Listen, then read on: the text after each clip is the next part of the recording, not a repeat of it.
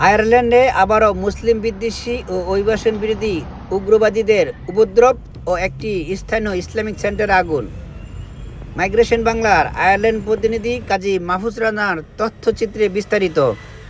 সোমবার আয়ারল্যান্ডের রাজধানী ডাবলিনের টেলবট স্টেটের আল মদিনা মসজিদে দুষ্কৃতিকারীদের দ্বারা অগ্নিকাণ্ডের ঘটনার ফলে আগুনের লেলিহান শিখা চারিদিকে ছড়িয়ে যেতে শুরু করলে তাৎক্ষণিক ফায়ার সার্ভিস ব্রিগেড এসে আগুন কন্ট্রোল নেয় এবং পুরো এলাকা ভয়াবহ অগ্নিকাণ্ডের দুর্ঘটনা থেকে রক্ষা পায়।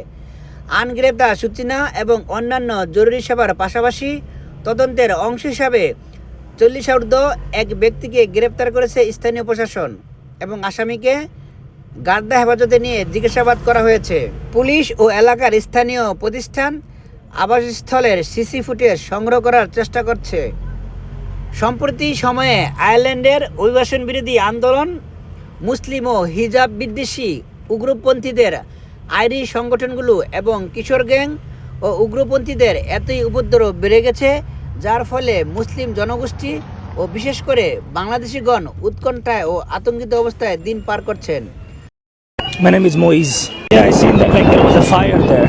Somebody put the fire and run away. I go to the mosque here. It's very sad to happen the incident over here because Irish like is welcoming all the world, like all the people, all the religions. So they shouldn't, in this time they shouldn't be having any discrimination. We just pray here, that's it, and then go back to our home. The only time we go is to pray and that's it. প্রশাসন থেকে অবৈধ অপরাধীদের বিরুদ্ধে আইনি পদক্ষেপ নেবার আশ্বাস দেওয়া হলেও বাংলাদেশি পরিচালিত ইসলামিক কেন্দ্রগুলোকে সতর্ক থাকার আহ্বান করেছেন। কামরুজ্জামান ভুঁইয়া ডালিম, মাইগ্রেশন বাংলা।